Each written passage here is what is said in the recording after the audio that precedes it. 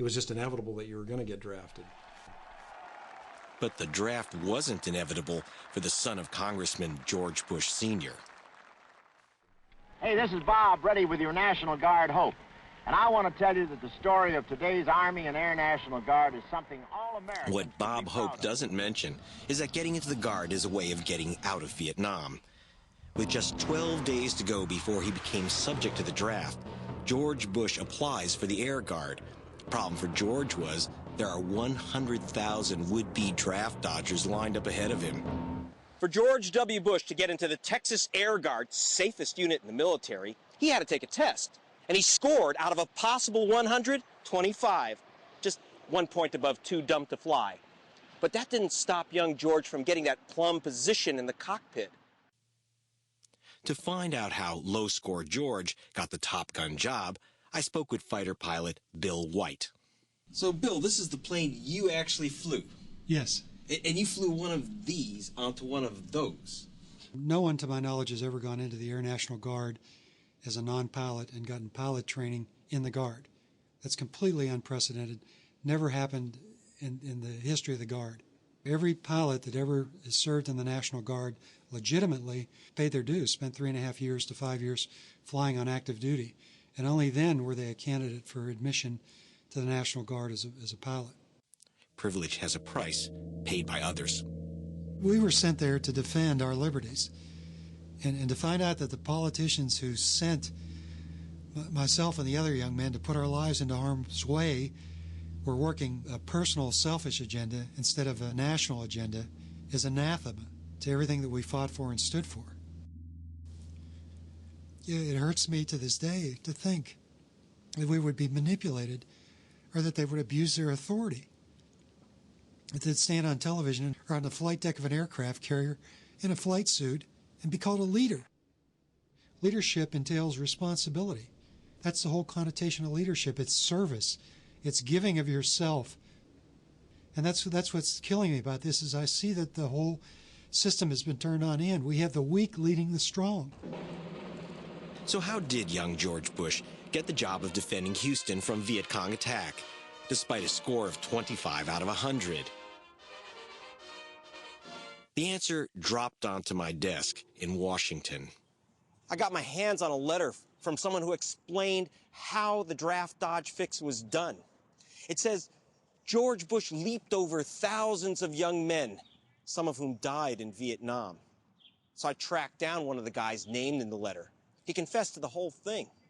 He said he made the call at the request of someone acting in the name of Congressman George Bush Sr. But others without congressmen for daddies went. Some did not return. An issue that would haunt George Bush Jr.'s political career.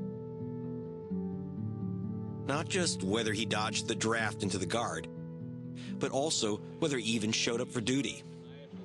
We're here today to offer a $1,000 reward to anybody who bring tangible evidence to us, records showing us that he attended Guard duty while he was here in Alabama. No one's claimed the reward, so I figured I'd pick up an easy $1,000 by getting George Bush's Vietnam War records in Houston. Camp Mabry, HQ of the Texas National Guard. This is where the Vietnam War records of fighter pilot George W. Bush were supposed to be kept. But they're missing. Who can we talk to about these disappearing records? I think you ought to listen to what the general said, who was in charge of my unit, and he said there was no preferential treatment given.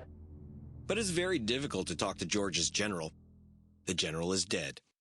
So I drove down to an Abilene, Texas cattle ranch to meet with the general's assistant, Lieutenant Colonel Bill Burkett.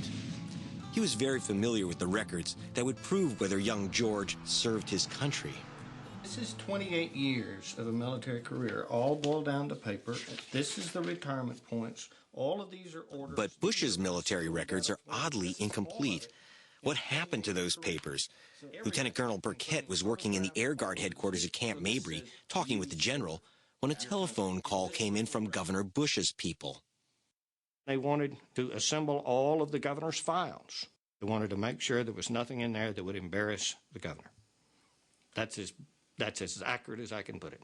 And you heard that off the Yes. voice box yourself? Yes. The call came in from this woman's office, Karen Hughes, Governor Bush's chief of staff.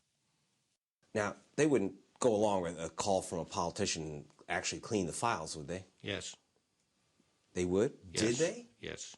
And there were several documents, and I saw that they had George W. Bush's name at the top of them. And this was a bin that was about to be shredded. The specific document that I do remember was a pay document.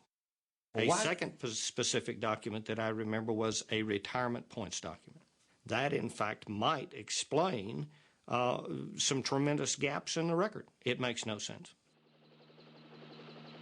This was during the Vietnam War, yes. And did he show up for training? There's no documentation at all that he showed up.